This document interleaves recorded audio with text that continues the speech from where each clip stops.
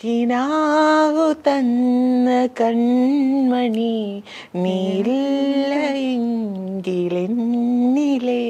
പ്രകാശമില്ലിനി.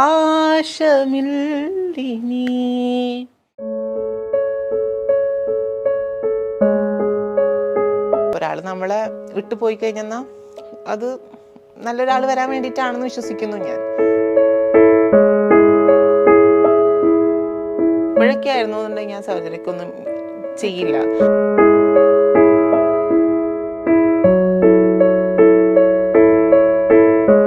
Advanced ആയിട്ടുള്ള surgeries നമുക്ക് available ആയിരിക്കവേ ഇത് ചെയ്യുന്നത് ഓഫ് കോഴ്സ് അത് തെറ്റാണ്.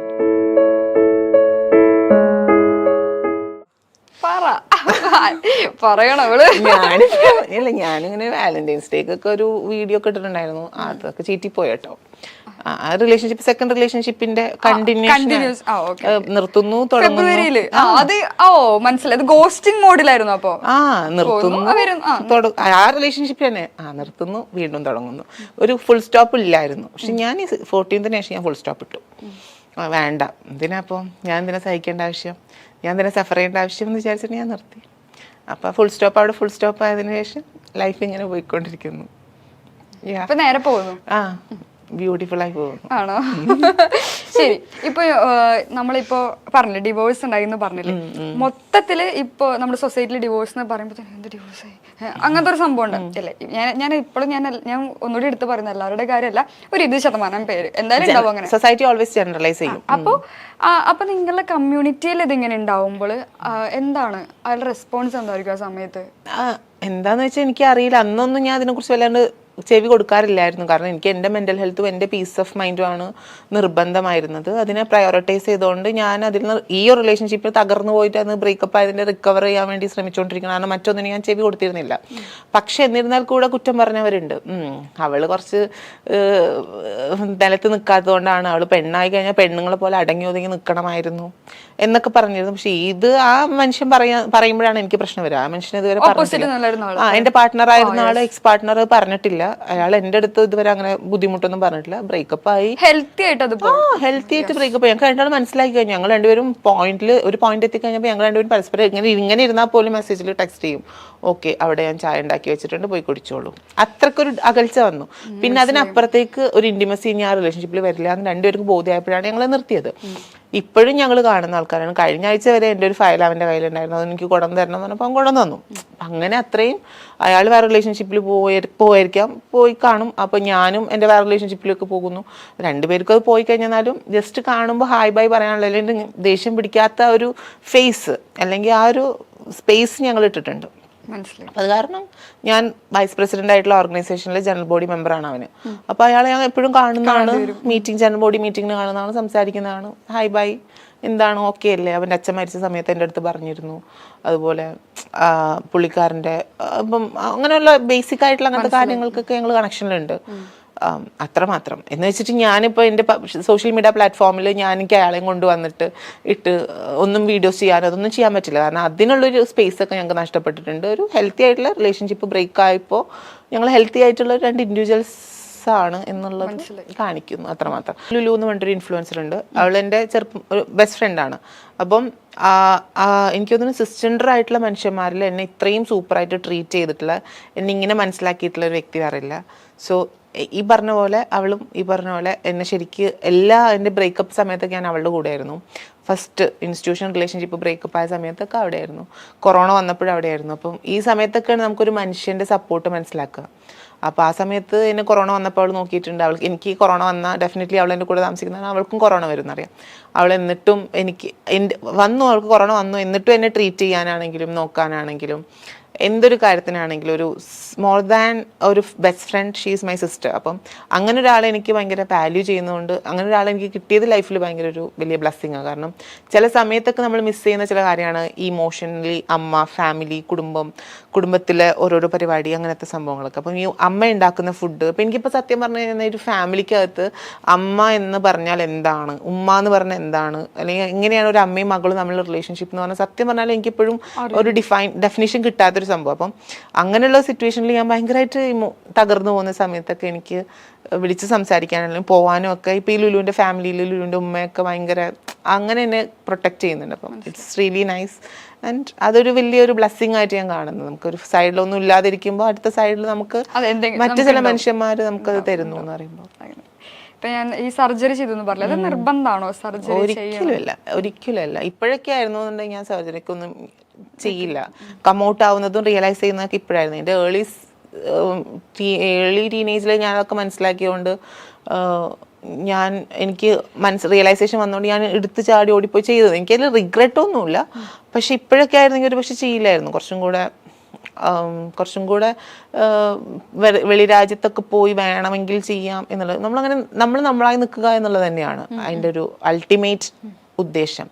അല്ലാണ്ട് ഇത് ചെയ്തു കഴിഞ്ഞാൽ മാത്രമേ നമ്മൾ പെർഫെക്റ്റ് ആവുള്ളൂ എന്നൊന്നും ഞാൻ വിശ്വസിക്കുന്നില്ല. ചെറിയ പ്രായത്തിൽ പോകെയാണല്ലോ നമ്മൾ ചിലത് റിയലൈസ് ചെയ്യുന്നതും കുറേ ബോധമൊക്കെ വരുന്നതും. അങ്ങനെ ഒരു ബോധം വന്നതിൻ്റെ ഭാഗമായിട്ട് ഞാൻ മനസ്സിലാക്കുന്നത് ഇറ്റ്സ് നോട്ട് മാൻഡേറ്ററി, അല്ലെങ്കിൽ അത് നെസസറി ആയിട്ടുള്ള കാര്യമില്ല. അത് വളരെ പേഴ്സണൽ ആയിട്ടുള്ള ഒരു ഓപ്ഷൻ മാത്രമാണ്. അത് ആ വ്യക്തിക്ക് മാത്രം 100% റെസ്പോൺസിബിലിറ്റി ഉള്ള ഒരു ഓപ്ഷനാണ്. അവർ ചൂസ് ചെയ്യുന്നത് ഏത് ഹോസ്പിറ്റലാണ്. അപ്പോൾ ആ ഡോക്ടറും അവരും തമ്മിലുള്ള ഒരു എഗ്രിമെന്റ്, അല്ലെങ്കിൽ അവർക്കിടയിലുള്ള ഒരു എന്താ പറയാ, അവർക്കിടയിൽ മാത്രം നിൽക്കുന്ന ഒരു കാര്യം. അതിനെ നമ്മൾ ജനറലൈസ് ചെയ്യാനോ പബ്ലിക്കിൽ കൊണ്ടുവരാനോ ഇത് നിങ്ങൾ ചെയ്യണമെന്ന് ക്യാമ്പയിൻ നടത്താനോ ഒന്നും പറ്റില്ല. It's up to them. അത് 100% അവരുടെ പേഴ്സണൽ ചോയ്സ് ആണ്. അപ്പം പേഴ്സണലി ചെയ്യാൻ താല്പര്യം മാത്രം ചെയ്താൽ മതി. അല്ലെങ്കിലും എല്ലാവരും പെർഫെക്റ്റ് ആയിട്ടുള്ള മനുഷ്യന്മാരൊന്നും അല്ലല്ലോ. ഇപ്പോ ഹെയ്ദി എൻ്റെ അടുത്ത് പറയുമ്പോഴാണ് ഞാൻ പല കാര്യങ്ങളും മനസ്സിലാക്കുന്നത്. കാരണം അതങ്ങനെയാണല്ലോ, നമുക്ക് ഒരാളുടെ കാര്യങ്ങൾ അറിയില്ല. അതുകൊണ്ട് ഞാൻ ഇങ്ങനെ ചോദിച്ചുകൊണ്ടിരിക്കുന്നത് പല കാര്യങ്ങളും. ഇപ്പൊ സർജറി കഴിഞ്ഞിട്ട് എന്തൊക്കെ ബുദ്ധിമുട്ടൊക്കെ ഹെയ്ദിക്ക് പേഴ്സണലി ഉണ്ടായി? എനിക്ക് ഇനീഷ്യലി ഒന്നും ഉണ്ടായില്ല. കാരണം നോക്കിയതൊക്കെ വളരെ ബ്യൂട്ടിഫുൾ ഭയങ്കര പ്രോപ്പറായിട്ട് എന്താ പറയുക സിസ്റ്റമാറ്റിക് ആയിട്ടാണ് നോക്കിയത്. അപ്പോൾ ആ നോക്കിയത് കാരണം എനിക്ക് ആ സമയത്തൊന്നും ഉണ്ടായില്ല. കാലങ്ങൾ കഴിഞ്ഞൊരു 5-6 വർഷം കഴിഞ്ഞപ്പോഴൊക്കെ ചെറിയൊരു പ്രശ്നം വന്നു. അത് വന്നപ്പോൾ ലൈക്ക് അതിനുള്ള ട്രീറ്റ്മെൻറ്റ് ഞാൻ എടുത്തു.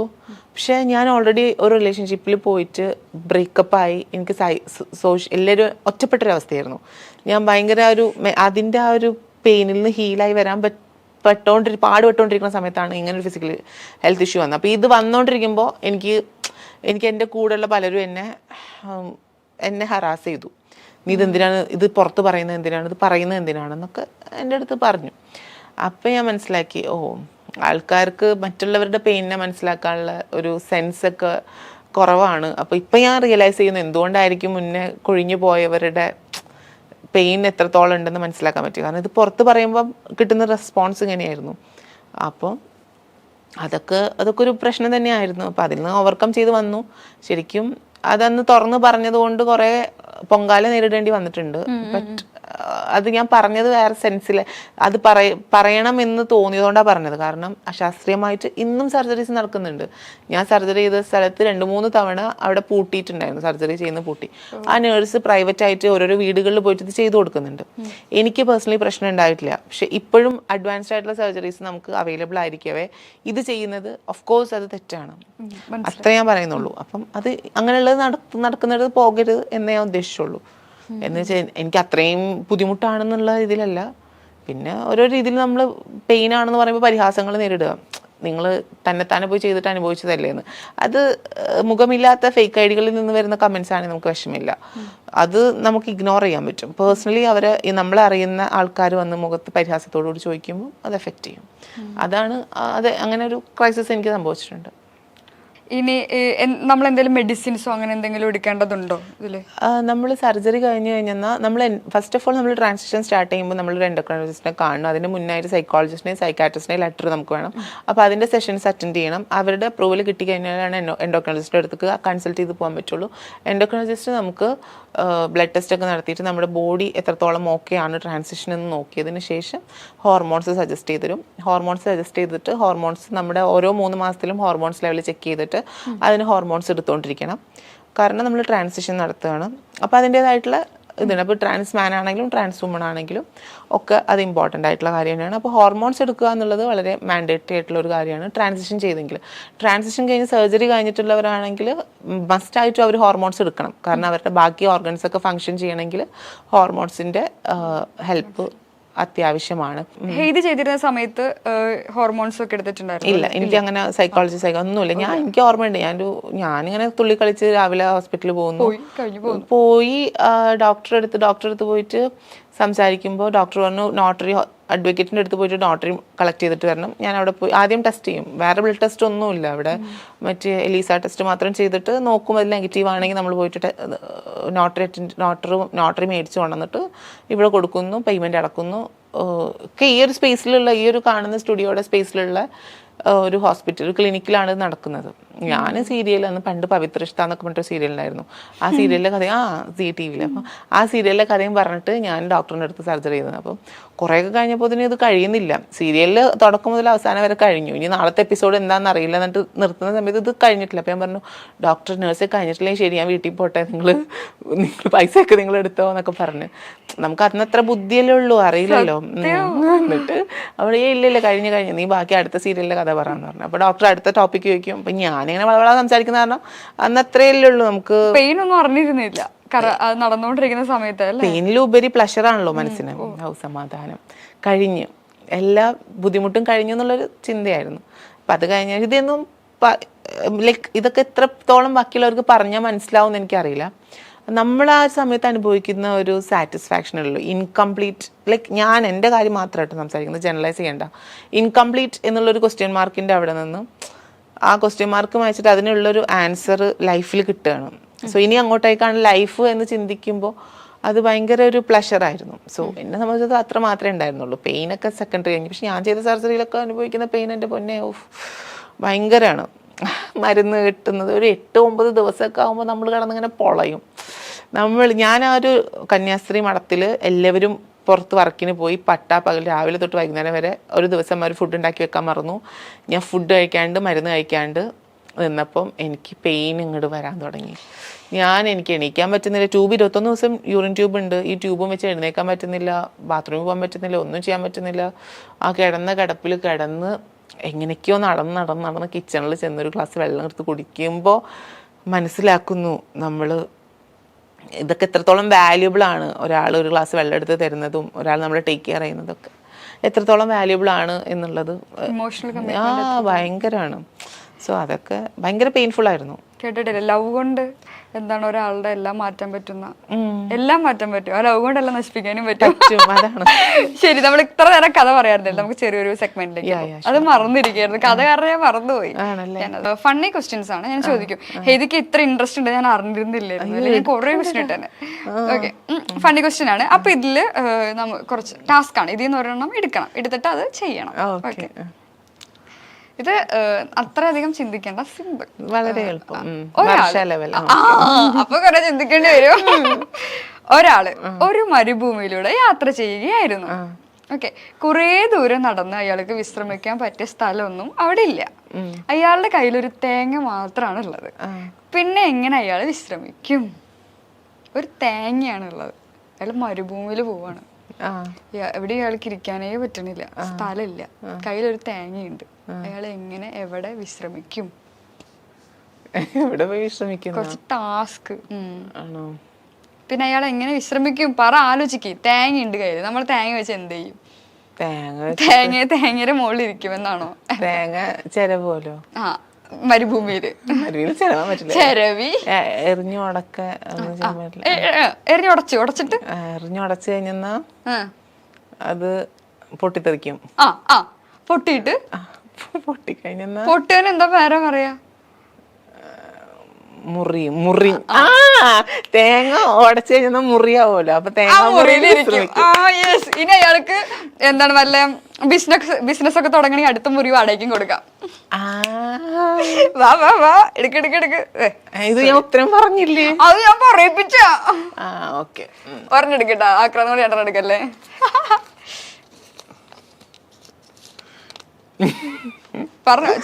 ജീവിതത്തിൽ ചെയ്ത ഒരു അബദ്ധം പറയുക. ജീവിതത്തിൽ ചെയ്ത എന്തോരം അബദ്ധങ്ങളുണ്ട്. ഒരെണ്ണം പറഞ്ഞാൽ മതി, പക്ഷെ അത് ആരും അറിയാത്ത അബദ്ധമായിരിക്കണം, എക്സ്ക്ലൂസീവ് ആയിരിക്കണം. എക്സ്ക്ലൂസീവ് കണ്ടിട്ട് എക്സ്ക്ലൂസീവ് ആണല്ലേ. ഇന്ന് വേണം ആരെങ്കിലും അറിയണമെങ്കിൽ, ഓ ഇത് ഇങ്ങനെയൊക്കെ ചെയ്തിട്ടുണ്ടല്ലോ, അങ്ങനെ ചെയ്തിട്ടുണ്ട്, ഇന്നറിയണം, അറിയിക്കണം. അതിപ്പോ ഞാൻ ഇപ്പൊ പറയുകയാണെങ്കിൽ കൊറേ ഉണ്ടാവുമായിരിക്കും, ഇപ്പൊ കിട്ടുന്നില്ല. നോക്കട്ടെ, ആലോചിക്കട്ടെ. ചിലതൊന്നും പറയാൻ പറ്റില്ലല്ലോ നമുക്ക്, പ്രശ്നം വരുന്നതൊക്കെ ആയിരിക്കുമല്ലോ. ഇത് കഴിഞ്ഞിട്ട് പറഞ്ഞാൽ മതി, കേൾക്കാം.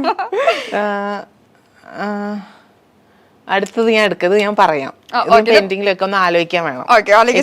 കണ്ടന്റ് അല്ലേ വേണ്ടത്. എത്ര സമയം എടുക്കും? സോറി, അല്ല, അടുത്ത ചോദ്യം ചോദിച്ചിട്ട് അടുത്ത് എടുക്കാം. അതെ അതെ അതെ. ഇതുപോലെ തന്നെ ഒരു മണ്ടത്തര ക്വസ്റ്റ്യൻ ആണ്. ഒരാള് ഒരു മുറിക്കകത്ത് അകപ്പെട്ടു. ആ മുറിയുടെ വാതിൽ പുറത്തു നിന്ന് പൂട്ടിയിരിക്കുകയാണ്. അയാൾക്ക് ആ റൂമിൽ നിന്ന് രക്ഷപ്പെടണം. അയാൾ എങ്ങനെ രക്ഷപ്പെടും? ഈ തേങ്ങയുടെ കേസ് പറഞ്ഞ പോലെ തന്നെ ഒരാള് ഒരു മുറിയിൽ അകപ്പെട്ടു. അപ്പോ ആ മുറി പുറത്തു നിന്ന് പൂട്ടിയിരിക്കുകയാണ്. ഓക്കെ, ആ റൂമിൽ നിന്ന് അയാൾക്ക് രക്ഷപ്പെടണം. കണ്ണാടി ഉണ്ടോ റൂമില്? ഇല്ല. മച്ച് പൊളിച്ച് രക്ഷപ്പെട്ടാ പോരെ? ഇല്ല, മുറി അത് പൊളിക്കാം. ഒരു സ്വന്തം പൊളിക്കല് തന്നെയാണ്, അത് കറക്റ്റാ. പൊളിക്കണം. പൂട്ട് പൊളിച്ച് രക്ഷപ്പെട്ടാ പോരെ? അതെങ്ങനെ? ആള് ഉള്ളിലല്ലേ നിക്കുന്നേ, പുറത്തല്ലേ പൂട്ടിട്ടേക്കുന്നേ. ഇത് പക്ഷെ ആലോചന കിട്ടാൻ ചാൻസ് കുറവാട്ടോ. പറഞ്ഞോളൂ. വാതിലിൽ നോക്കിട്ട് ഇയാള് കളിയാക്കി ചിരിക്കും. അങ്ങനെ ഈ വാതിലിന് പൊളിയും, പൊളിഞ്ഞു പുറത്തു. എനിക്ക് കിട്ടി നേരത്തെ സംഭവത്തിന്റെ ഉത്തരം എനിക്ക് കിട്ടി. പറയട്ടെ, ജീവിതത്തിൽ ചെയ്ത ഒരു അബദ്ധം പറയൂ. വർഷയുടെ ഇന്റർവ്യൂവിന് വന്നത്. ഹാപ്പി? പൊളിഞ്ഞു തരും, അടുത്ത തരും. കിട്ടില്ല, ചോദിച്ചു വാങ്ങിച്ചു തരാം. ഇത് പണിയാ, പണി രണ്ടെണ്ണേ ഉള്ളൂ. അയ്യോ ഇത് വേണ്ട. ഇതൊക്കെ ഇങ്ങനെ ക്യാമറ ഒക്കെ സെറ്റ് ചെയ്യണ്ടേ? ഇരുന്ന് കളിച്ചാ പോരെ? ഞാൻ പാടും. പാട്ട് വെച്ചെന്നെ പാടണം. പാടിക്കോ വർഷം പാടും. ചേട്ടാ, ഇതെന്റെ പണി, ഇതെനിക്ക് പണി തരുന്ന പരിപാടിയാണോ? ഓക്കെ, വരട്ടാ. ഈ ചേട്ടൻ ഇവിടെ ഇതിന്റെ ഇടയ്ക്കിടയ്ക്ക് എന്നെ വിളിക്കണേ. രസമല്ലേ? ചേട്ടന് തന്നെ ഒരു തോന്നലാണ്, അയ്യോ ചേട്ടൻ ഇവിടെ ക്യാമറക്ക് പിന്നിൽ ഇരിക്കുന്നുണ്ട്. അങ്ങനെയുള്ള മനുഷ്യന്മാരെ നമ്മൾ കണ്ടില്ലാന്ന് നടിക്കരുത്. ക്യാമറമാൻ ഇല്ലാണ്ട് ഒരു പരിപാടി നടക്കില്ല. അവരത് റെക്കോർഡ് ബട്ടൺ അമർത്തിയില്ലെങ്കിൽ നമ്മൾ പെട്ടില്ല. രണ്ടുപേരുണ്ട് നമുക്ക്, അവനും പൊക്കണം. ഓക്കെ, പറയട്ടെ. അല്ല, ഡാൻസ് അല്ലേ? ഏത് പാട്ട് വേണം? ഏതെങ്കിലും പാട്ട് പാടി ഞാൻ രണ്ട് സ്റ്റെപ്പ് ഇടാം. അയ്യോ, പാട്ട് ഇങ്ങനെ കളിക്കാൻ നിങ്ങൾ ഏതെങ്കിലും പാട്ടിട്ടാ മതി. ഷക്കിലൊക്കെ ബേബി, ഷക്കിലൊക്കെ മതി. കഴിഞ്ഞില്ല, നിങ്ങളിങ്ങനെ സ്ലോ മോഷനിലൊക്കെ ഇങ്ങനെ കിട്ടാ മതി. ഭട്ടമാരിയായി കളിക്കുക. ഒരു പാട്ടില്ല ഇപ്പൊ ട്രെൻഡ് ചെയ്ത് നിക്കണത്.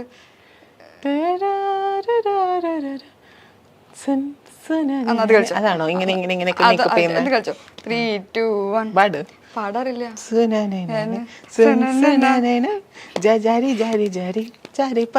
മതി. Okay, good, nice. ഓഹ്, കലാകാരിയാ. അയ്യോ, ഒരാൾക്ക് ഇനി അടുത്ത് ഇതുപോലെ തന്നെ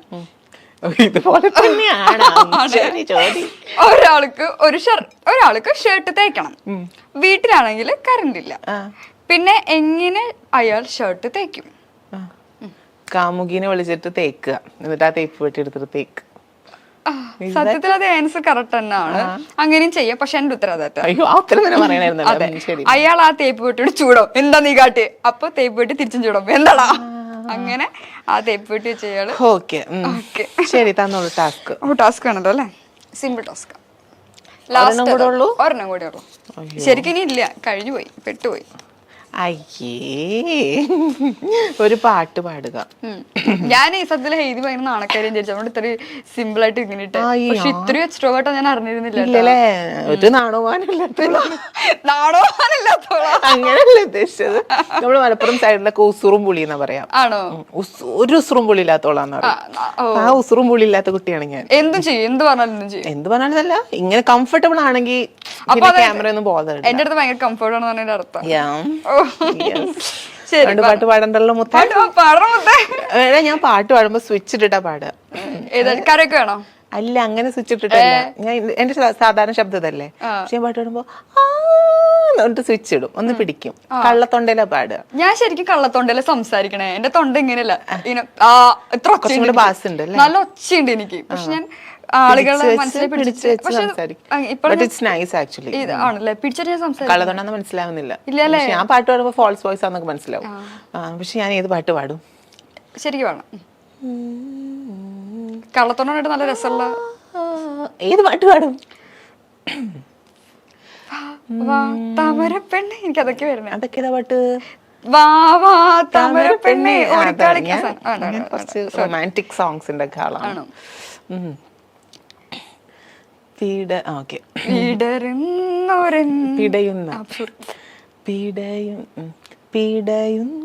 എനിക്ക് രണ്ട് വോയിസ് മാറി ക്ലാഷ് ആയി വരുന്നു. ഓക്കെ, പാടാം. അല്ലെങ്കിൽ മിഴിയിൽ നിന്ന് പഠിക്കും. ഞാൻ ഈ പാട്ടിപ്പോ പിടയുന്നതിന്റെ സെലക്ട് ചെയ്യാൻ കാരണം എന്താണെന്നറിയോ? പെയിൻഫുൾ ഓരോ റിലേഷൻഷിപ്പിലേക്ക് പോകുമ്പോ ഓരോരോ ഫേവറേറ്റ് പാട്ടുണ്ടാവും. എന്റെ രണ്ടാമത്തെ ലാസ്റ്റ് ബ്രേക്കപ്പ് ആയ റിലേഷൻഷിപ്പിൽ എനിക്ക് ഇഷ്ടമുള്ള പാട്ടായിരുന്നു മിഴിയിൽ നിന്ന് മിഴിയിലേക്ക്. അയാൾ ബ്രേക്കപ്പ് ആയി പോയല്ലോ, പോട്ടെ വഴിക്കാ പാട്ട്. പക്ഷെ ഇപ്പൊ എന്റെ ഫേവറേറ്റ് ഇപ്പൊ അത് അതൊരു സൂചനയാണല്ലോ. അല്ല, ഇപ്പൊ എന്റെ ഫേവറേറ്റ് പാട്ട് ഇതാണ്. സൂചന ആണെങ്കിൽ എടുത്തോ, ചെറുതായി സമയം വരുമ്പോ ഒക്കെ പുറത്ത് വിടും. പിന്നെ ഇതിപ്പോ എല്ലാവർക്കും മനസ്സിലായി എന്തോ ഉണ്ട്, എന്നിട്ട് സമയം വരും പുറത്ത് വിടും. അത്ര പറയാൻ പറ്റില്ല. എന്റെ കാര്യമായതുകൊണ്ട് ചിലപ്പോ 3 ദിവസം കഴിഞ്ഞ് കഴിഞ്ഞാൽ അയ്യോ നീ പാടിയ പാട്ട് ഇപ്പൊ എവിടെ എന്ന് ചോദിക്കും. അത് കാരണം ഇനി റിലേഷൻഷിപ്പ് ഒക്കെ പബ്ലിക് ആക്കുന്നുണ്ടെങ്കിൽ കുറെ കൂടെ പ്രൈവറ്റ് ലൈഫ് അടിപൊളിയാണ്. പ്രൈവറ്റ് ആക്കി വെക്കുന്ന കാരണം ഭയങ്കര അടിപൊളിയാണ്. പക്ഷെ പബ്ലിക്കിൽ ഞങ്ങൾ ഒരുമിച്ച് നടക്കുന്നൊക്കെ കാണുന്ന ആൾക്കാർക്ക് ഇത് കത്തുന്നുണ്ടാവും. ശരി, പറഞ്ഞാ മതി. ബെസ്റ്റ് പിന്നെ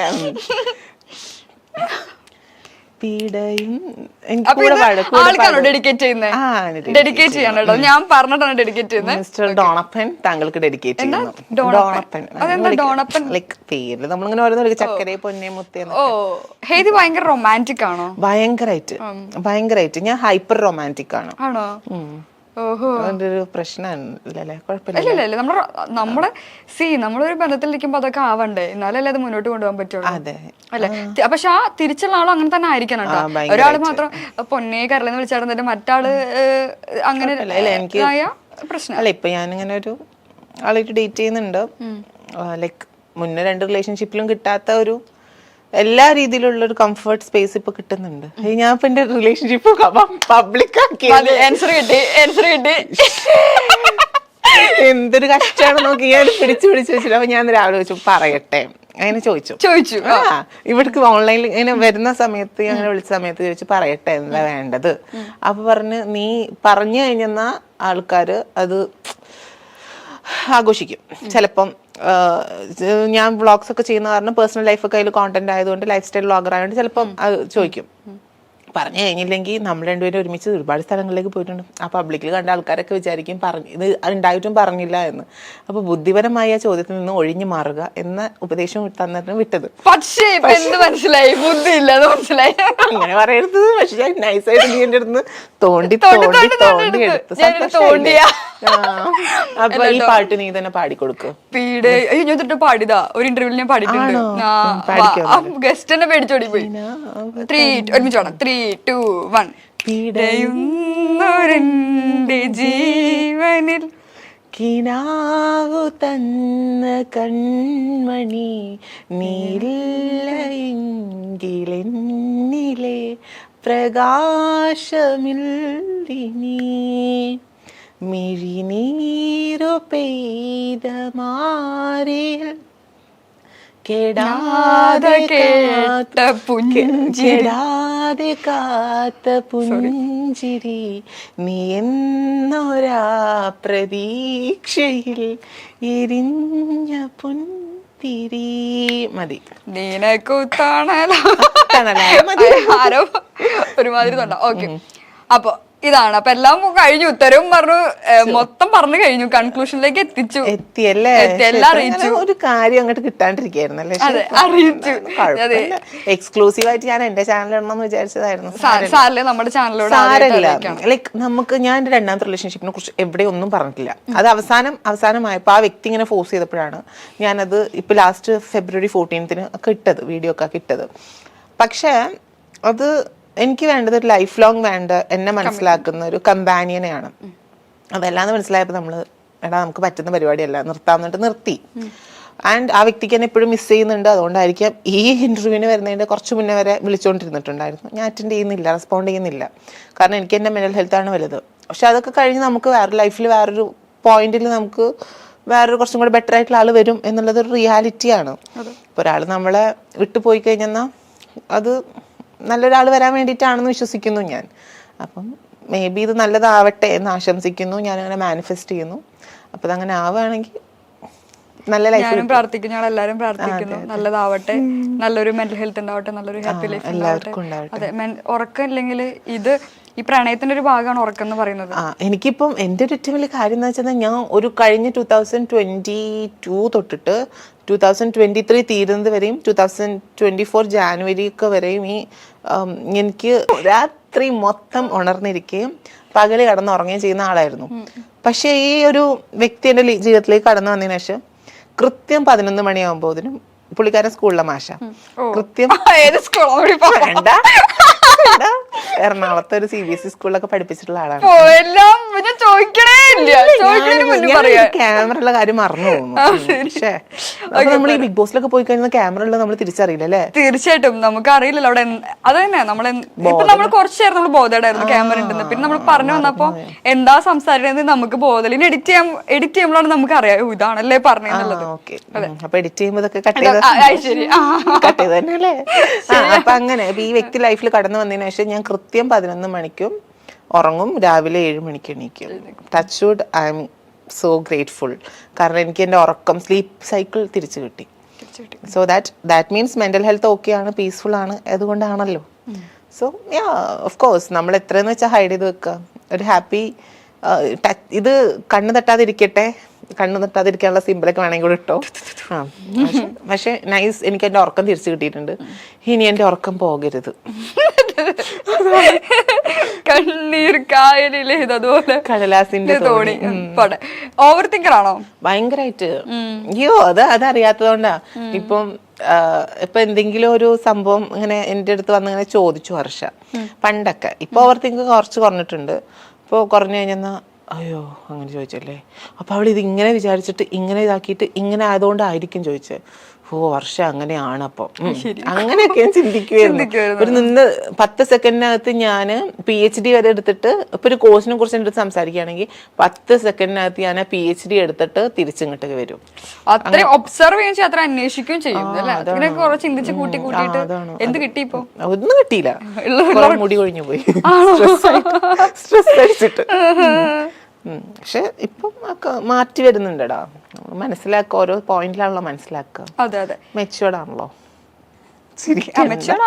തീർച്ചയായിട്ടും ഓരോ ഇയർ കൂടുമ്പോൾ നമ്മളിങ്ങനെ നമ്മൾ തന്നെ പഠിച്ചുകൊണ്ടേയിരിക്കും. നമ്മൾ അപ്പൊ നമുക്ക് വേറെ കുറെ കാര്യങ്ങൾ തിരിച്ചറിയും. ലാസ്റ്റ് നമ്മളൊരു തിരിച്ചറിഞ്ഞ് നമ്മൾ വലിയൊരു ഉയരത്തിലേക്ക് എത്തും. അതെ. ഒരു കാര്യം ചേട്ടെ, ഇനിയിപ്പോ ഒരു മാരേജ് ലൈഫ്, അതായത് ഇപ്പോൾ ഡേറ്റ് ചെയ്തുകൊണ്ടിരിക്കുന്ന ആൾക്ക് ഓക്കെ ആണോ, ഓക്കെ ആവട്ടെ എന്നാണ് എൻ്റെ പ്രാർത്ഥന. ഓക്കെ ആയിട്ട് ഒരു മാരേജ് ലൈഫിലേക്ക് പോവോ അതോ ഇങ്ങനെ ലിവിങ് ആയിട്ട് പോകാനാണോ താല്പര്യം? എനിക്ക് ഇയാളെ കല്യാണം കഴിച്ചാൽ കൊള്ളാന്നുണ്ട്. ഞാൻ ആദ്യത്തെ റിലേഷൻഷിപ്പിൽ, അല്ല സീരിയസ്ലി, ആദ്യത്തെ റിലേഷൻഷിപ്പിൽ ഞാൻ ആഗ്രഹിച്ചതൊക്കെ എനിക്ക് രണ്ടുപേർക്കും ഓക്കെ ആയിരുന്നില്ല. പക്ഷേ ഈ റിലേഷൻഷിപ്പ് എനിക്ക് ആവട്ടെ എന്ന് ഞാൻ ആശംസിക്കുന്നുണ്ട്. കാരണം ലൈക്ക് അത് അത്രയും വളരെ യങ് ഏജിലായിരുന്നു. അപ്പം അവിടുന്ന് ഒരു 5 വർഷം കഴിഞ്ഞപ്പോൾ കുറച്ചും കൂടെ മെച്യൂർഡ് ആയല്ലോ, ഞാൻ കുറെ കൂടെ ജീവിതം പഠിച്ചല്ലോ. അപ്പം ലൈക്ക് ആദ്യത്തെ റിലേഷൻഷിപ്പ് എന്ന് പറഞ്ഞു കഴിഞ്ഞാൽ ഞാൻ പഠിത്തം കഴിഞ്ഞു ഉടനെ തന്നെ അങ്ങനെ ഒരു ഇൻസ്റ്റിറ്റ്യൂഷൻ റിലേഷൻഷിപ്പിലേക്ക് പോവുക ചെയ്തത്. അപ്പം എനിക്ക് ഒന്നും അറിയില്ലായിരുന്നു ലോകത്തെക്കുറിച്ച്. ഞാൻ വിചാരിച്ചിരുന്നത് എനിക്ക് നല്ല ജ്ഞാനം ഉണ്ടെന്നാണ്. പക്ഷേ പേഴ്സണൽ ലൈഫിലേക്ക് വന്നപ്പോഴാണ് കുറേ കാര്യങ്ങൾ മനസ്സിലാക്കാൻ പറ്റിയത്. പിന്നെ കൊറോണ വന്നതോടുകൂടി അത് കുറേ ജീവിതം പഠിച്ചു. അപ്പം എനിക്ക് മനസ്സിലാക്കാൻ പറ്റി എവിടേക്കാണ് എനിക്കെങ്ങനെ അത് ഹാൻഡിൽ ചെയ്യാൻ പറ്റാതെ പോയ കാര്യങ്ങൾ എന്നൊക്കെ എനിക്ക് മനസ്സിലാക്കാൻ പറ്റിയിട്ടുണ്ട്. പക്ഷേ ഇപ്പോഴുള്ള റിലേഷൻഷിപ്പ് എനിക്ക് സീരിയസ്ലി എനിക്ക് ആഗ്രഹമുണ്ട് ആള് ലൈഫ് ലോങ് വേണമെന്നും. ലൈക്ക് ഞാൻ കുറേയൊക്കെ മനസ്സിലാക്കുന്നുണ്ട്. പിന്നെ ഞാൻ എന്താണോ ആഗ്രഹിക്കുന്നത് അത് അവിടെ നിന്ന് ആക്സസിനോ കിട്ടുന്നുണ്ട്. തിരിച്ചതുപോലെ എനിക്ക് കൊടുക്കാനും പറ്റുന്നുണ്ട്. സോ യാ നടക്കും. പക്ഷെ അതൊക്കെ പ്രൈവറ്റ് ആയിരിക്കും. ഓരോ മനുഷ്യനും അറിയില്ല. വർഷം പോലും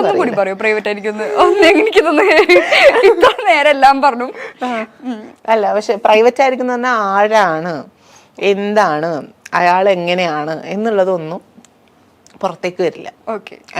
കല്യാണം അറിയിക്കില്ല. ശരി, അതറിയില്ല. എന്തായാലും കുറച്ചധികം ടൈം എടുത്തിട്ട് തന്നെയായിരിക്കും അത് ഉണ്ടാവുള്ളൂ. പക്ഷെ ലൈക്ക് ഐ വിൽ ബി, എന്താ പറയാ, ഞാൻ ഭയങ്കരമായിട്ട് അതിന് പ്ലാൻഡ് ആണ് എങ്ങനെ പോകണം എന്നുള്ളത്. അപ്പൊ ആ വ്യക്തിനെ ഞാൻ മീഡിയയുടെ മുന്നിലൊന്നും ഇപ്പൊ തൽക്കാലം കൊണ്ടുവരാൻ സമയം ഉണ്ടെങ്കിലും കൊണ്ടുവരുമെന്ന് എനിക്കറിയില്ല. If he's okay, only if he's okay, അപ്പൊ കൊണ്ടുവരും. അല്ലെങ്കിലും എന്തിനാ വെറുതെ കൊണ്ടുവന്നിട്ട് മനസ്സമാധാനം കളയുന്നത്? കാണാനോ എല്ലാവർക്കും അറിയാലോ ഇതാണ് ഹെയ്ദിയുടെ ആളെന്ന്. അങ്ങനെയല്ലേ? എല്ലാരും ഇങ്ങനെ പറഞ്ഞുകൊണ്ട് നമ്മുടെ ബന്ധം പോവോ? ഇല്ല ഇല്ല, അത് ഞാൻ വിശ്വസിക്കുന്നില്ല. അങ്ങനെ ഇപ്പൊ കണ്ണു തട്ടി അങ്ങനെ പോയി എന്നൊന്നും പറയുന്നത്. രണ്ടുപേരും വിചാരിക്കണം അത് പോകണോ വേണ്ടേ എന്നുള്ളത്. രണ്ടുപേരും അതിൽ ഇൻവെസ്റ്റ് ചെയ്യണം. ടൈം ആണെങ്കിലും ആത്മാർത്ഥതയാണെങ്കിലും എന്താണെങ്കിലും. അപ്പൊ അത് എന്നാൽ മാത്രമേ രണ്ടുപേർക്കും ഇടയിൽ ആ ബോണ്ട് ഉണ്ടെങ്കിൽ മാത്രമേ നടക്കുള്ളൂ. ഒരു പരിധി വരെ അത് അതിനെ പ്രൊട്ടക്ട് ചെയ്യും. പിന്നെ ഈ ഓവറായിട്ട് നമ്മൾ എന്തെങ്കിലും കോൺട്രവേഴ്സിയിൽ പെട്ടുപോയിട്ട് പിന്നെ സൈബർ ബുള്ളിങ് വന്ന് രണ്ടുപേരുടെ മെന്റൽ ഹെൽത്തിനെ എഫക്റ്റ് ചെയ്യുമ്പോഴാണ് ഈ പറഞ്ഞ പോലെ ബ്രേക്കപ്പ് ഒക്കെ നടക്കുന്നത്. So keep it private until it become permanent എന്ന് ഞാൻ വിശ്വസിക്കുന്നു. വായിച്ചിട്ടുണ്ട്, ഇടയ്ക്ക് എനിക്ക് വരാറുണ്ട് റീൽസിൽ. Keep it private until it becomes permanent. Okay, permanent ആവുന്ന തോന്നുന്നു. ആവുന്ന സമയത്ത് പബ്ലിക് ആവുമായിരിക്കും. ലെറ്റ് ദ യൂണിവേഴ്സ് നമുക്കത് തരട്ടെ, നല്ലത് വരട്ടെ. ഇത് കണ്ടുകൊണ്ടിരിക്കുന്ന സിംഗിൾസ് ആയിട്ടുള്ള, എന്നെ പോലെ ദുരന്തം അനുഭവിച്ച സിംഗിൾസ് ആയിരുന്നവർക്കൊക്കെ മനസ്സിന് സമാധാനമുള്ള ഒരു പാർട്ട്ണറൊക്കെ കിട്ടട്ടെ. ക്യാമറ ചേട്ടൻ നോക്കണം. അല്ല, ക്യാമറ ചേട്ടൻ സിംഗിൾ ആണെങ്കിൽ ചേട്ടൻ അല്ലേ, കമ്മിറ്റഡ് ആണല്ലേ, അനുഭവിക്കും. ഒരു ലൈഫ് പോയിന്റിൽ എനിക്ക് എക്സ് റിലേഷൻഷിപ്പിൽ കിട്ടിയെന്ന് ഞാൻ വിചാരിച്ചതാണ്. പക്ഷെ പാർട്ട്ണറും ഞാനും തമ്മിൽ ഒട്ടും ഓക്കെ അല്ലാത്തതുകൊണ്ടാണല്ലോ അത് ബ്രേക്കപ്പ് ആവേണ്ടി വന്നത്. പക്ഷെ ബെസ്റ്റ് പാർട്ട്ണറെ കിട്ടിയിട്ടുണ്ടെങ്കിൽ ആ ബെസ്റ്റ് പാർട്ട്ണർ പ്ലസ് ഒരു ഹാപ്പി ഫാമിലി പ്രൈവറ്റ് ലൈഫ് ഉണ്ടെങ്കിൽ I will be more happy. As if ഇപ്പോഴത്തെ ഒരു പെർസ്പെക്റ്റീവിൽ അങ്ങനെയാണ് ഞാൻ കാണാൻ ആഗ്രഹിക്കുന്നത് കേട്ടോ. ഇനിയിപ്പം ലൈക്ക് അന്ന് എന്ന് പറഞ്ഞാൽ മെച്യൂരിറ്റി കുറവായിരുന്നു. ഇപ്പം ഈ പറഞ്ഞ പോലെ എനിക്ക് ആ ഒരു 5 വർഷത്തിനിടയിൽ എനിക്ക് കുറെ കാര്യങ്ങൾ പഠിക്കാൻ പറ്റി. അപ്പൊ ഈ 5 വർഷക്കാലം ശരിക്കും എന്നെ പഠിപ്പിച്ചിട്ട് എന്നെ മോൾഡ് ചെയ്ത് വെച്ചിട്ടുള്ള ഒരാളുണ്ടല്ലോ, ആ ആളാണ് ഞാനിപ്പം. ആ ഞാനല്ല, ഈ ഞാനാണ് ഞാൻ. തകരാറ് പോലെ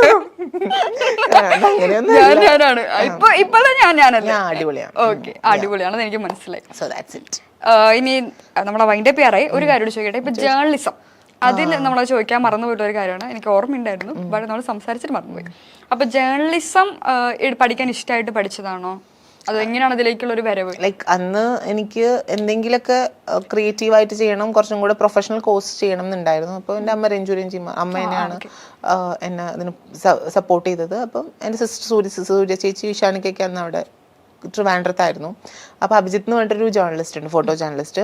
ആ ചേട്ടൻ്റെ ഒരു ഫോട്ടോ എക്സിബിഷൻ കണ്ടിട്ടാണ് ആക്ച്വലി ട്രാൻസ് പേഴ്സണിന് വേണ്ടിയിട്ട് സീറ്റ് റിസർവ് ചെയ്തിട്ടുണ്ടായിരുന്നത്.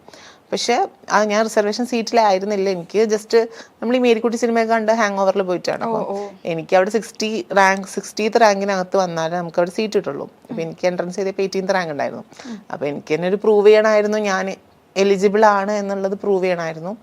സോ ആ ഒരു ആവേശത്തിൽ അന്നങ്ങനെ അതിന് ജോയിൻ ചെയ്തു. പഠിത്തം കഴിഞ്ഞ് നല്ല റിസൾട്ട് ആയതുകൊണ്ട് എനിക്ക് ഇന്റേൺഷിപ്പിന് പോയ ചാനലിൽ ജോലി കിട്ടി. അങ്ങനെ ജേർണലിസ്റ്റായിട്ട് വർക്ക് ചെയ്യാൻ പറ്റി. അതൊരു വലിയൊരു എൻ്റെ ഒരു ഐഡന്റിറ്റി അതായി മാറുക ചെയ്തത്.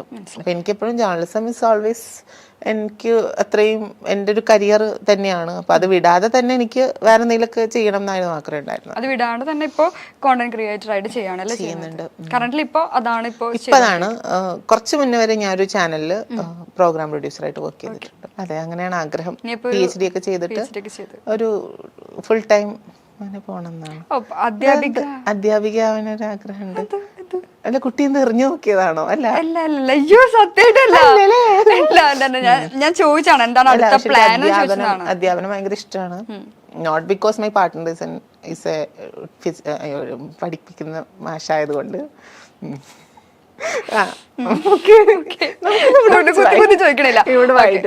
എനിക്കിഷ്ടമാണ് ടീച്ചിങ്, ഭയങ്കര ഇഷ്ടമാണ്. ഞാൻ ഒരു ഇൻസ്റ്റിറ്റ്യൂഷനിൽ പഠിപ്പിക്കാനൊക്കെ പോയിട്ടുണ്ട്. പിന്നെ ഞാൻ റിസോഴ്സ് പേഴ്സൺ ആയിട്ട് ഇങ്ങനെ എല്ലാ ഒരുപാട് കോളേജസിൽ ഇങ്ങനെ റിസോഴ്സ് പേഴ്സൺ ആയിട്ടൊക്കെ പോയി സംസാരിക്കാറുണ്ട്. അപ്പൊ എനിക്ക് ഭയങ്കര ഇന്ററാക്ട് ചെയ്യുമ്പോഴും ആ ഒരു സിസ്റ്റമാറ്റിക് ആയിട്ടുള്ള ഒരു ലൈഫിനോടൊക്കെ എനിക്ക് ഭയങ്കര ഇഷ്ടമാണ്. സോ ലൈക്ക് ഫുൾ ടൈം അങ്ങനെ ഒരു ജോബിലേക്ക് പോകാൻ താല്പര്യമുണ്ട്. അതുകൊണ്ട് PhD ഒക്കെ കഴിഞ്ഞിട്ട് ഒരു റെഗുലർ ആയിട്ടൊരു കോളേജിൽ ഭയങ്കര ഇഷ്ടം. ആണോ? ഭയങ്കര ഇഷ്ടമാണ്. പണ്ട് തൊട്ട് എനിക്കത് ഇഷ്ടമാണ്. ഇൻ ബിറ്റ്വീനിൽ ഞാൻ ജോലി ചെയ്യുന്ന മേഖല ഇങ്ങനെ ജേർണലിസ്റ്റ് ആയതുകൊണ്ട് പല ഷിഫ്റ്റും, കോർപ്പറേറ്റിലാണെങ്കിലും പല ഷിഫ്റ്റും ഒക്കെ ആയതുകൊണ്ട് എനിക്കത് മിസ്സായി പോയതാണ്. പക്ഷെ എനിക്ക് സ്കെഡ്യൂൾഡ് ആയിട്ടുള്ള ഒരു ടീച്ചർ ലൈഫ് ഭയങ്കര ഇഷ്ടമാണ്. കാരണം ഞാൻ എന്നെ ഇംപ്രസ് ചെയ്തിട്ടുള്ള ആദ്യത്തെ ഒരു സ്ത്രീ എന്ന് പറയുന്നത് എൻ്റെ സ്കൂളിൽ എൻ്റെ പ്രിൻസിപ്പാളായിട്ടുള്ള ചിത്ര എന്ന് പറഞ്ഞ ടീച്ചറാണ്. അപ്പോൾ ആ ചിത്ര എന്ന് പറഞ്ഞ ടീച്ചറിൻ്റെ അടുത്തുനിന്ന് കിട്ടിയിട്ടുള്ള, ചിത്ര മാമിൻ്റെ അടുത്ത് നിന്ന് കിട്ടിയിട്ടുള്ള പല മാനറിസംസും പല ക്വാളിറ്റീസും ലൈഫ് സ്റ്റൈലും ഒക്കെ ഉണ്ട്. ഇപ്പോഴും എനിക്ക് അവരുടെ വീട്ടിൽ പോയി ഒരു ദിവസം നിൽക്കാനൊക്കെ ഭയങ്കര ഇഷ്ടമാണ്. കാരണം രാവിലെ എഴുന്നേറ്റ് ഫുഡൊക്കെ പ്രിപ്പയർ ചെയ്ത് ഭയങ്കര ഹെക്റ്റിക് ആണെങ്കിലും ആ ഒരു പുള്ളിക്കാരി ഭയങ്കര കാര്യങ്ങളെ ഭയങ്കര സ്മൂത്തായിട്ട് ഡീൽ ചെയ്ത്, ഈ പറഞ്ഞ പോലെ സ്കൂളിൽ പോകുന്നു, സ്കൂളിൽ വന്നിട്ട് നമ്മൾ കാണുന്ന ടീച്ചർ സ്കൂളിൽ വരുമ്പോൾ നമ്മൾ കാണുന്ന ടീച്ചർ നമുക്കറിയാം. അത് കഴിഞ്ഞിട്ട് വീട്ടിൽ തിരിച്ച് വന്നതിന് ശേഷമുള്ള ടീച്ചർ എന്താണെന്ന് അറിയാൻ വേണ്ടിയിട്ട് ഞങ്ങൾ അന്നും ടീച്ചർ വീട്ടിലൊക്കെ പോയി പഠിക്കുകയൊക്കെ ചെയ്യും. കാരണം ടീച്ചറുടെ മകൾ എൻ്റെ ബെസ്റ്റ് ഫ്രണ്ട്, എൻ്റെ ക്ലാസ്മേറ്റ് ആണ്. അപ്പം ഞങ്ങൾ തമ്മിൽ ഭയങ്കര കണക്ഷനില്ല. അപ്പം ടീച്ചറെ വീട്ടിൽ ചെല്ലുമ്പോൾ ഈ ഗോതമ്പ് ദോശയൊക്കെ ഉണ്ടാക്കി തരും, ഭയങ്കര ടേസ്റ്റാണ് അത്. അപ്പം ആ ഒരു തിരിച്ച് വന്നതിന് ശേഷമുള്ള ടീച്ചർ ലൈഫ് കാണുമ്പോഴും ഹാപ്പി ലൈഫ് കാണുമ്പോഴും കൊച്ചുങ്ങളെ ബ്രിങ് ചെയ്യുന്ന രീതി കാണുമ്പോഴും കുറച്ചും കൂടെ സൊസൈറ്റിയോട് കൂറ് പുലർത്തിക്കൊണ്ട് പോകാൻ പറ്റുന്ന ഒരാളാണെന്ന് തോന്നി. അപ്പം എനിക്ക് എന്നെ ഇംപ്രസ് ചെയ്തിട്ടുള്ള ഫസ്റ്റ് സ്ത്രീ എന്ന് പറയുന്നത് പുള്ളിക്കാരിയാണ്. അപ്പം അത് കാരണം ആ ഒരു ലൈഫിൻ്റെ എന്നിൽ ഇപ്പോഴും കിടക്കുന്നുണ്ട്. പണ്ടത്തെ 10th വരെ പഠിച്ച സ്കൂളിലെ ആ ഒരു ഇത് ഇപ്പോഴും കിടക്കുന്നുണ്ട്. ഇപ്പോഴും അത് ആക്കുന്നുണ്ട്, അത്ര ഇൻഫ്ലുവൻസ് ചെയ്യാൻ പറ്റിയോണ്ടാണല്ലോ. So I really love that life. എനിക്ക് രാവിലെ എഴുന്നേറ്റ് ആ ഒരു പ്രോപ്പർ റുട്ടീൻ ഫോളോ ചെയ്തിട്ടുള്ള ലൈഫ് ഭയങ്കര ഇഷ്ടമാണ്. ഞാൻ ആദ്യമായിട്ടാണ് ഒരാൾ എനിക്ക് സ്കെഡ്യൂൾഡ് ലൈഫ് ഭയങ്കര ഇഷ്ടമാണെന്ന് പറയുന്നത് കേൾക്കുന്നത്. ഈ ഒരു ആർട്ട് സ്പേസിൽ നിന്നതുകൊണ്ട് മിസ്സായി പോയതാടാ ശരിക്കും. അത് അങ്ങനെയാണ്. എനിക്ക് തോന്നുന്നത് ഒരുപാട് ആർട്ടിസ്റ്റുകൾ ഇതുപോലെ ലെക്ചറായിട്ടുള്ളയും കോളേജ് പ്രൊഫസേഴ്സ് ആയിട്ടുള്ളയും ടീച്ചേഴ്സ് ആയിട്ടുള്ള ഒക്കെ ഒത്തിരി പേരുണ്ട്. അപ്പോൾ അവരൊക്കെ വളരെ ബ്യൂട്ടിഫുൾ ആയിട്ട് ലൈഫ് കൊണ്ടുപോകുന്നുണ്ട്. ഇവൻ നമ്മുടെ ജഗദീഷ് എന്ന് പറഞ്ഞ ആർട്ടിസ്റ്റ്, ആ സാറ് പുള്ളിക്കാരനൊരു ഒരു പ്രൊഫസറല്ലേ. അപ്പം അതുപോലെ ഒത്തിരി പഠിപ്പിക്കുന്ന അധ്യാപനം ഇസ് എ നൈസ് പ്രൊഫഷൻ. അപ്പം അത് ആണ് അത് ഇഷ്ടപ്പെടുന്നുണ്ട്. നന്നായി ഒരു കുട്ടീനെ എഡ്യൂക്കേറ്റ് ചെയ്യാൻ പറ്റിയ കുട്ടികൾക്ക് റെസ്പോൺസിബിലിറ്റി അല്ലേ. അപ്പൊ ഞാൻ വിശ്വസിക്കുന്നുണ്ട് എൻ്റെ ടീച്ചേഴ്സ് എന്നെ നല്ല രീതിയിൽ അപ്ബ്രിങ് ചെയ്തുകൊണ്ടാണ് എനിക്ക് കുറെയൊക്കെ ഫോബിയ എന്നിൽ ഇല്ലാണ്ടിരുന്നത്. അപ്പം എൻ്റെ ഇപ്പൊ ചിത്ര എന്ന് പറഞ്ഞ ടീച്ചർ എന്നെ ആദ്യം അക്സെപ്റ്റ് ചെയ്യുന്നത്, എന്നെ പെണ്ണായിട്ട് ഞാനായിട്ട് ആദ്യം അക്സെപ്റ്റ് ചെയ്യുന്ന ടീച്ചറാണ്. അപ്പോൾ ടീച്ചർ വളയും മാലയും കമ്മലൊക്കെ തന്നെ എന്നെ അക്സെപ്റ്റ് ചെയ്യുന്ന ഒരു പോയിന്റ് ഉണ്ടായിട്ടുണ്ട് ലൈഫിൽ. അപ്പോൾ ഞാൻ മനസ്സിലാക്കിയത് the best teacher is like ഒരു കുട്ടി എന്താണോ ആ കുട്ടീനെ മനസ്സിലാക്കിയിട്ട് ആ കുട്ടീനെ ചേർത്ത് പിടിച്ച് അവരെ അപ്ബ്രിങ് ചെയ്യാൻ ശ്രമിക്കുക എന്നുള്ളതാണ്. അപ്പോൾ അത് നടത്താൻ പറ്റിയ വലിയൊരു കാര്യമാണ്. സൊസൈറ്റിയോട് ചെയ്യുന്ന ഏറ്റവും നല്ലൊരു കാര്യമായിരിക്കും. ഓക്കെ. സോ അങ്ങനെ കുറച്ച് സോഷ്യൽ റെസ്പോൺസിബിലിറ്റി ആയിട്ടൊക്കെ ഇരിക്കുന്നു. സോ വർഷ. ഓക്കെ. അപ്പൊ എങ്ങനെയുണ്ടായിരുന്നു നമ്മുടെ ഇന്റർവ്യൂ? അടിപൊളിയായിരുന്നു. അപ്പൊ thank you so much. Most welcome. Okay. Okay, by.